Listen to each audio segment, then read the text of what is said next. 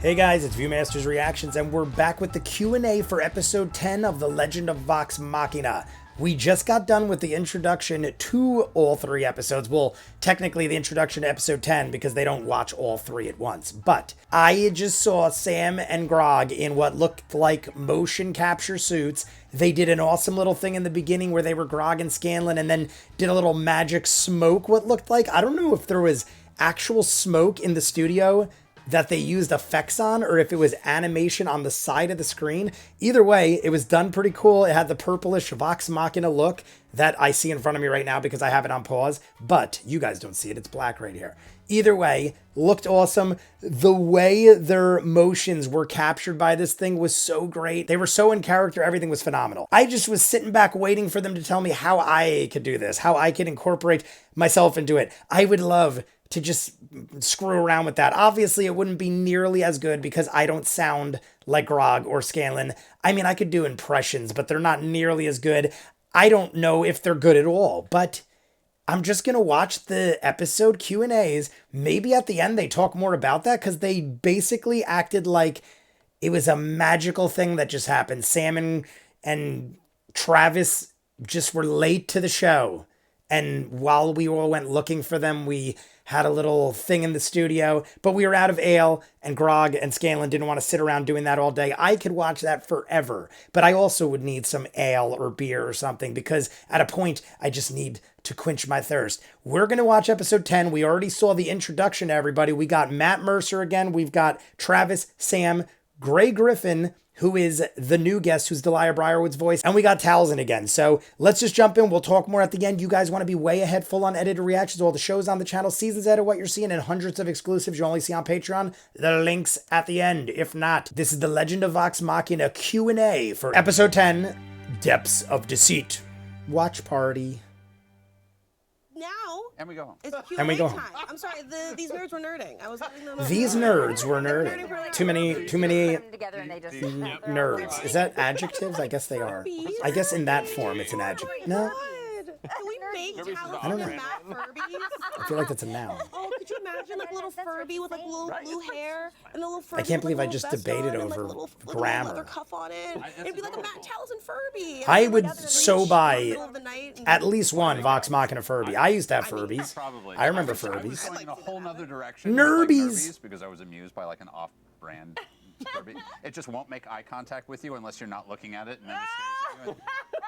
We've gone really off script. But that was kind of genius. I like that. Nerbies. And they Script. don't. I like I it. almost I threw like his it. iPad and then I realized I shouldn't do that. That would have been so let's do some hilarious. Q&A, shall we? Yeah, totally. Obviously, the first question will be for Gray, as you are our special guest. You play Lady Delia Briarwood, a character we've been loving and fearing all season. They've You got to talk are about now the everywhere comparisons. in the world of voiceover, Princess Azula from Avatar, Monster Girl, and Shrieking Ray from Invincible. Oh my just to God, name I a few love her. Credits. Let's just put Azula up there. Just Azul. I was just gonna say, I just marathoned Azula all grown up and down in her other register. every single episode of Avatar: The Last Airbender Actually, you in almost full on answered my Patreon. question already. As a I voice just actor, finished what it like goes a couple into months crafting ago. This villain that everybody both hates and loves and wants to marry. That's the. I could so hear it in Delilah's voice now. I just always try to have that sympathetic quality to, because you can't, if they're just She all looks evil, familiar, then there's too. nothing fun about it. But if there's a way where some part of you get in touch with your inner villain, where you're like, I can see why she did it for love, or Azula, it's like she had family problems, just there always has to be that sliver of like, I can see a little bit of it. Lila makes sense. I get it. You gotta relate. Yeah, you gotta relate. Did you watch any of I like her Q1 hair. to get a feel for Delilah? No, because I have such low self-esteem that if I get somebody, I'm like, I'm terrible. I'm never going to be as good as that person. Well, I can't. If I compare That was myself. you definitely should have watched Campaign 1. You would have been like, I got this. No, Fuck that guy. any role I've ever done or taken over or anything, I never ever watch. I wanna see if they they gotta compare. They usually show art. My life going, see, they should have just kept that other person. Anyway. I can see that. Yeah, the comparison could be crazy sometimes. Oh, yeah. Yeah. Also, I hate the sound of my own voice, so I never watch it. She's a voice actor and hates her voice. To that point, like, you know, there are some roles and some characters that were very specific and precious, to where we wanted to at least give that sort of perspective to some of the performers that were coming in, to see where it came from and to carry that energy over. Delilah, we always kind of had you in mind for it, so it wasn't even a worry. We were like, just do your thing. It's going to be great. I was just so glad. I want to know what else she does now. If she did We're allowed to say Azula, that I was originally Scratch. Can we say? Well, I was originally. Sorry. I don't know who the other person that was playing, but I was originally Scratch, and I was like, "Gosh, this is some of the best acting I've ever done," and no one's ever gonna hear it. So I was really sad. But then when oh my God, I can't even believe she brought it up. That's probably like a I wept. odd topic. Anyway, I was very happy. So I'm very honored. Consider our choice of you for Scratch was kind of our subtle way of being like, we really want her. Yeah. Right, of course. We're just going to force her in there and show you the Scratch. Like, this is Even really good. bad Scratch sticks in your head sometimes. You know, like I've seen people go like, I kind of like the Scratch. It's like, it was really bad, but it did really kind of get in there, didn't it?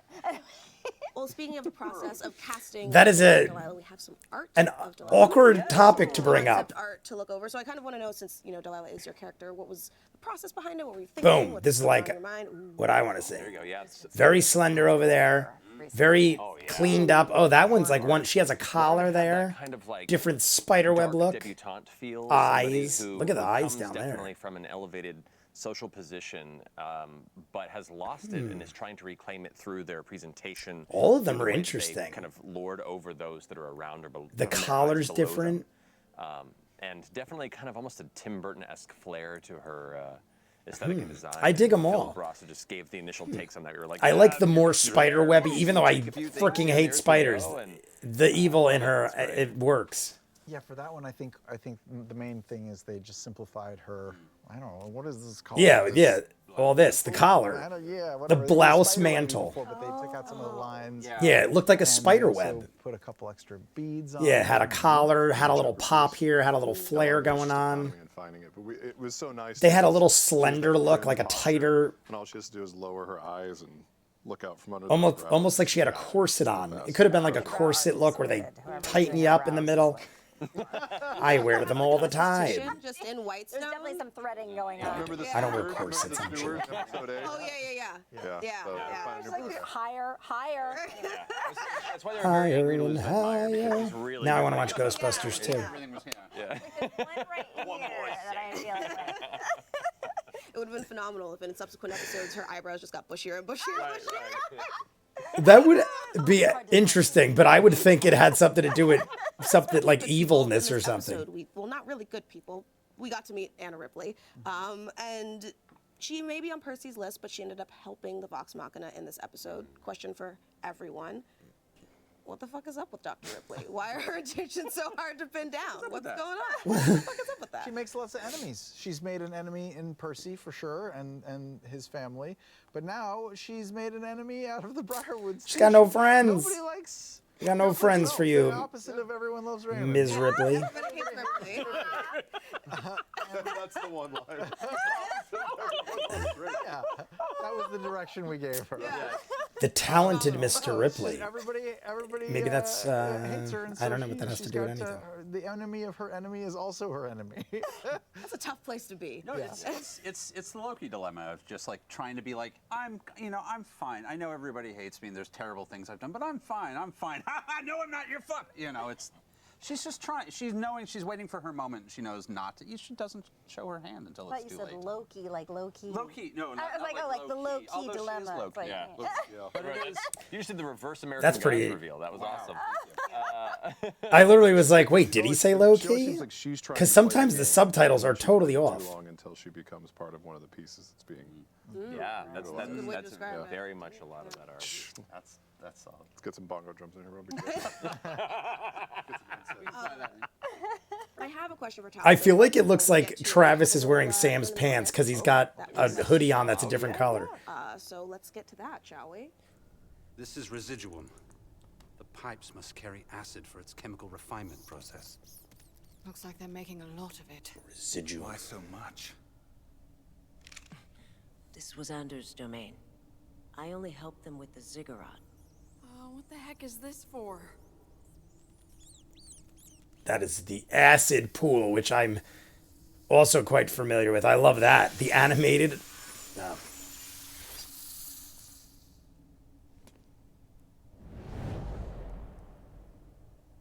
Cassandra!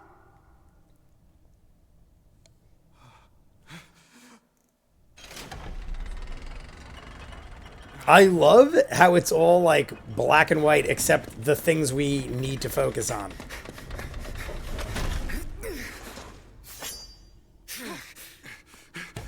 See? Tell your sister to quit taking the piss before I forget my manners. Cass! What are you doing? Excellent work, dear.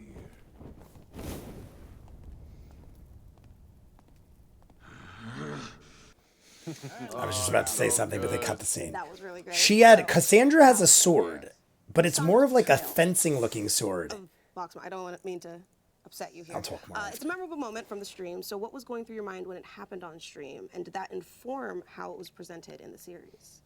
I mean, I'll say that everything that happened on stream informed the things that happened in the series. I was very loosey-goosey when I originally gave the one-page description of what had happened in Percy's origin to Matt. I made it very, very clear that none of it, that it was all unreliable narrator. I very specifically didn't add anything that he wouldn't have known. Like, it was just the facts as he knew them, including the fact that I had no idea that the gun was going to do that. Like, that was not, I was not prepared for that. Nice. There was even a realm where I gave you an out for saying there was no demon. That there was just like, that was entirely. So Tal'dorei gave Matt a lot of liberties. Backstory for Percy, it was like, had a family in Whitestone, the Briarwood showed up and killed everybody. I managed to barely escape, and then this kind of shadow entity came into my dreams and inspired me to make the first gun. Yeah, it was just a dream. I had a weird dream. Just a weird dream. Yeah. And so, could've been anything. And that was it. And they built it off of that. I just gotta have fun. Tal'dorei gave him a lot of liberties. I like that though. So much darker than I was ever expecting, which is. I like that though. I would probably do something similar because I'd want to be like blind, like you guys see. I do all this because I love to go in blind to things. Yeah, you have to go darker. And like At the good friends risk for a of long failure, time, it's just kind of I like would want to know nothing. A dark pissing contest. I don't, that's weird. I like that phrase. I regret everything. Yeah. Smell like dark. Seriously. Give your titties a fucking break, man. What the hell? So, I suppose the point I was trying to make there. I'm so sorry. Was I was in like several things you did in this game. I was in total shock and I was not expecting it at all. So a lot of it was just me watching, going, I don't know how to react to this. He had great reactions in the campaign ones I've seen with him. I don't know how I feel. I don't know how Percy feels. Everything is madness right now. This makes no sense. Yay! Yeah, no, it was great. It was a wonderful emotional seesaw. Thank you for that. Delightful. Yeah. That's awesome. Yeah, no, that's. You don't have enough trauma in your real life. Let me put it in your fake life. Aw, Matt, that's so sweet. God. Torture my whiny little 1%. Immersion therapy. That's what friends and RPGs are for, guys. I mean, haven't we all cried at an RPG table before? Yeah. Oh, RPGs. No, I love you so much. My favorite. My favorite. That's all I ever played when I was younger. It's a classic RPG trope. Yes. You like that? Did you like that segue I just did there? That was good. Like, pretty good. Even Pike points it out in the show. So was that an accurate representation of what you envisioned that scene to look like, or did it get bigger, smaller, more ridiculous? the space was originally, in my mind at least, it was a little smaller, more compact. That's what I It was kind of definitely envisioned. Like, this is my chance to do kind of a Bond villain. I just watched the campaign of all of this, and it seemed much tighter. You see the little shadows there. I was like, that's really big. But then I talked to the art team, and they showed that the whole space was sloped and kind of like the upward angle, where there were controlled levels of danger that they could, unveil with it. And then even the initial note of like, well, with that continuous flow, it wouldn't fill up too quickly. And then with the fix of like the keyleth vines causing it to all of a sudden begin to fill faster, like there was a lot of really cool kind of just collaborative discussions with the design team about how we can make this look amazing, how I it mean, work and making it fresh bigger and for the space animation it, would make and sense. they In game, did an amazing job, and it only is necessary if yeah, I you was just like, ask this or is something, I incredible. guess. I had a stupid idea to make my friends scared of acid for a scene, and you made it really. Like good. I remember in the campaign, they kept asking, how high are we, like how high is the ceiling? How tight is the Yeah, corridor? there's 2 walls on each side of the drop down, and it was just like a kind of more condensed chamber. Like a boxy sort of thing. Yeah. Yeah. We got into animation, we realized like there's so many characters, and that's just not enough space for them. In to, the like, campaign, move everyone around. was like Up, and then they were, stacked. they were trapped and there was nowhere to go. Like there was nothing to animate. They were Yeah. So we made it. Even after when they fought Orthax and everything, they were in like a tight It looked great. like I love it. a corridor. Too. I mean, for a near-death scene, it was gorgeous. But for all the GMs and aspiring DMs out there, what goes into making a really good trap? Like, what do you have to think about beforehand? Do you have to think about the possible solutions? Pretty much, that's what I will would say, think. Most challenges and encounters, I don't like to think of a necessarily specific solution.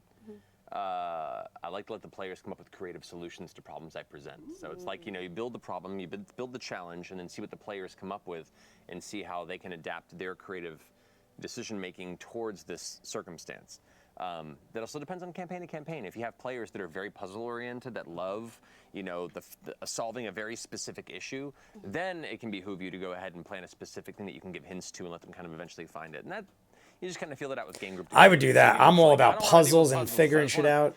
If there's a problem, I'll push a button. Or Yeah, I'll nah, I'm like, all maybe I about shouldn't the give you riddles and the 17 different puzzles and- layers of a challenge, because then we'll hate each other by the end of the night. So a lot of it is just gauging your game group, see what they interact with, what they're excited to interact with, what kind of drives them to get excited and work together to solve an issue, and then kind of, you know, tailor your challenges to that. And so for this instance, because it was a very fast threat, a very fast-growing threat, you didn't want to make it too complicated because Yeah. players would get frustrated. And then you especially drowned if in you're acid. looking for them to be destroyed before they had the opportunity Acid. to feel Acid. clever. And that's kind of the point of traps. Acid. The traps aren't there to be like, I got you, players. It's to help them hopefully succeed and then feel very clever. You know, I remember that was one of the to, first you know, things my pass brother this told me challenge presented when, for them. way before I ever did any of this. Yes, very much He was so. telling me, I'm like, can't you just screw everyone up? And he goes, yeah, but what would be the point? You want to guide them on their journey, not Just saying. Yeah. take them I did down. not say that. That's not on No, but I didn't get it in the beginning. Prove that to me. Mika Burton. You want to parent your kids? Put them in acid. Achilles came out okay. That's all. Achilles came All right. out There you just dip fine. him, dip Be him in like, the are fire. you on dip him in the fire. acid? Oh my Don't God. lie to me. Sorry. I learned from watching you, Mom. Oh my God. They are What is great. happening I would tonight? party with any of these people. There's like not one of them that doesn't seem like a ball. Speaking of finale energy, so Travis Grog was naked. Oh yeah. Yeah.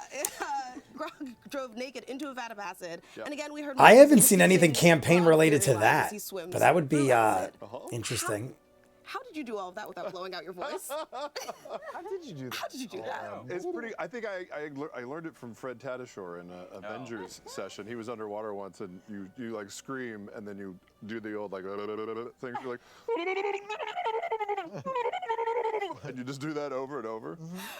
Luckily, underwater, it's not like a full rage craziness, but I did try and go as low in his eyes, like just absolute shit house sound. Part, you know. Right. Just go bananas. It's like the most Fred Tatasciore thing I've heard. That's amazing. Oh my God! Yeah, Freddie or Roger Craig Smith, they always do things where, like That name sounds they'll- familiar, but I like they'll reverse their voices. don't in the know middle of the session, like, if I know Fred Grab a Tatasciore. bucket full of helium. You're Fred, fine. I like the name, Fred Tatasciore. The fact that anybody gets any VO session done with Roger Craig Smith present is a true He helped me accomplishment. set up my entire home system with that all right? this stuff. I called him up. I was like, "What are you doing? How do you do?" And he was like, "You need to get this mic. You need to get a Scarlet this guy." And of course, I ordered the last one available because everyone was making a mad dash for like home recording equipment. Anyway, but Hey, you guys remember group recording sessions? I know. One day. I've been One in my day. robe Be back. for so long. In your robe? I was so happy to put on some kind of But it outfit. was so good. You would always record, and sometimes the rope, like the shoulders would be up, and then the hood would come up for some of them. We were like, So it looks like a character. Session back, all Kigurumis. That's I mean, we're done. I mean, Set the mood lighting. I was like Kigurumis, what was that? Pants to a session before the pandemic. Afterward, it's pajamas all day. Well, I wear like vintage 1930s dressing gowns, so people either think I'm overdressed or underdressed. One time I went to Target and people were like, "Where are you going?" And I'm like, "Oh, I was worried because this is a robe." But they're like, "Oh, it looks like an amazing wrap dress." You're getting some real Briarwood vibes there. Like, oh That's what my I'm gosh, saying. I love Like, it. It's all about the marabou, darling. Mine has a bit of blood spatter on it. But. Oh my God. You can see the flow running through Target. Right? Where's the microphone? But can I get Feathers away just with drenched in blood, like scraping along the floor. Perfect. it would definitely be a sight. You'd get it Spoiling probably too much. online quickly. Did you get any of Delilah's backstory before you started recording? Did Matt share anything special with you? Do you know secrets about Campaign 1 that even... They had to have known something if they're... Tell me anything Don't you because say, I. don't you say anything. I've got the collar on that Travis is. Push the button. Anyway, I have the biggest mouth in Central and North America. And so Central and North. Okay. And people don't tell me things because I will tell people about them. Like I just did about the thing where I was like, is it okay to say that I was originally scratched? Yeah, see, like... Totally fine. So they did not give me very much. But that's like an backstory awkward in the thing to beginning bring up. So because she I was is correct in that supposed to be a statement. temporary I still love her. solution, but I don't think then- anything wrong with her. Yeah. She's great. Well, yeah. That was our way of pushing you forward. Well, it was very smart of them not to give me. You don't want to give me too much information. I It's will something use it that against. happens in the biz a lot. Like you come in for scratch and then you end up with the role because they hear it. So It's not just something that happens in the business a lot. I assume, like, it's not the first time Grey Griffin has gotten. Almost. See, they're still talking about it. It's such a weird topic to bring up, and she even knows it is. But they keep talking about it. And oftentimes, you'll get something, or they'll go, well, we can't use you as the lead, but we're going to give you the mushrooms voice or whatever. I don't know. I'm Or they really into mess up. mushrooms tonight. I did scratch on a Tinkerbell movie for like young Captain Hook, and they're like, you're scratching this, but we're gonna be replacing you with I can't remember his name suddenly. The guy who plays Loki. Hiddleston. Tom Hiddleston, thank you. And then they couldn't tell the difference between our performances. They ended up leaving one of my lines in the actual movie. Wow. So they had to go back and pay me all the money for the trailer. And I was like, all right. So sometimes it works out okay. Oh, I did for same Tinkerbell movie. Very I did cool. This, like, the Tom narration, Hiddleston and then did- they said no, we want to actually go with someone Irish, and I was like, gosh darn it! So I changed my name to like Kelly Riley or something, because I was like, they don't want, and my agent was like, I'll allow it. you did. I did, because I was like, they don't want a real Irish person because they're not going to be able to understand what that person's saying. So I'm just going to give a little Irish spring lilt to it. Somewhere Liam O'Brien's left eye is twitching real hard. Lucky Charms. They don't want a real Irish person. No one understands them. This lady does say a couple things that are a little off, but I dig her. She's no filter. I dig those people. Yeah, I did get it again. I got it again. Liam. I feel like every one of them is red in the face except Grey. Just gone so off. Every one of the guys is bright red. All right, guys, so there we go. That was the Q&A for episode 10, The Legend of Vox Machina. Grey Griffin is a riot. I absolutely love people like that with no filter, as long as they're not shitty people, like assholes, to put it bluntly. As long as you're not a shitty person, that's fine with me. I love brutal honesty. She holds nothing back, but she seems like a great person, and you could tell it comes from a good place. She's not trying to purposely attack people. I just feel like it's how she said in the actual Q&A. She doesn't think before she talks. She even acknowledged that I probably shouldn't have brought up the fact that you guys scratched me and then hired me back. After I said, what an awkward thing to bring up. And everyone starts turning red, and you could see it got a little awkward. And then she brings it up again like, yeah, wasn't that weird of me to bring up the fact that I got scratched? And then the whole end of that Q&A was them talking about it again. So I don't mind at all because they adapted to the situation very quick. And instead of making it awkward, they actually just started talking about, you know what? I was scratched once and this happened. And it actually led to interesting stories. We found out that Tom Hiddleston did a voice that Matt did, and they both got paid for the same role. What did he say? It was young Captain Hook. In what? In, I guess, another rendition of Peter Pan or something? Was it Disney related? I don't know if I missed that. I don't feel like he went into specifics. I think he just said it was Or no, did he say it was Tinkerbell the movie? Maybe it was Tinkerbell the movie. I've never seen Tinkerbell the movie, but I know that's a thing, I think. I feel like I've seen it, like in the last 5 to 10 years. I feel like I've seen a Tinkerbell movie. I feel like there was even sequels. Either way, that was an interesting story that came out of an awkward thing. But like I said, I almost like that it happened because it actually shows you what kind of person she is. And she's actually a good person. She just doesn't know when to stop. And I have a tendency to do things like that too. You guys see, I don't shut the hell up when things are going on. And half the time I miss things. I see people in the comments write all the time, ViewMasters, there was this epic thing coming up that I was waiting for and you talked over it. You talked at the exact moment the thing happened.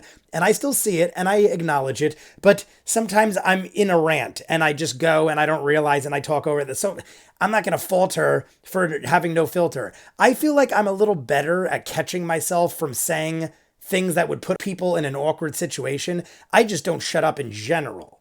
I don't think I don't know. I guess I'm not one to say. I'd have to, that's for other people to say. The first episode of these is always the art design of the character. And since we have Delilah, I assumed we would get Delilah art, and we did. She didn't look that much different. Even Sam, I believe it was, pointed out how it was basically focused around what he called her mantle. He called it her blouse mantle. It was a spider web looking theme going on up here. Some of them had like a thicker whitish collar, almost like a priest has. I don't know what you call that, but the thing that the priest puts around his neck, it kind of looked like that with a gem in it. Then one had nothing. Some had more elongated. Some had collars that popped. There was one of her more slender, looked like she had a corset on. I said it in the show. But besides that, they all looked relatively similar. Some of them had different eyes. I feel like one in the bottom left had like a purplish eye that like stood out, but that could have also been when she's possessed with the entity that she shoots out, because that's purple.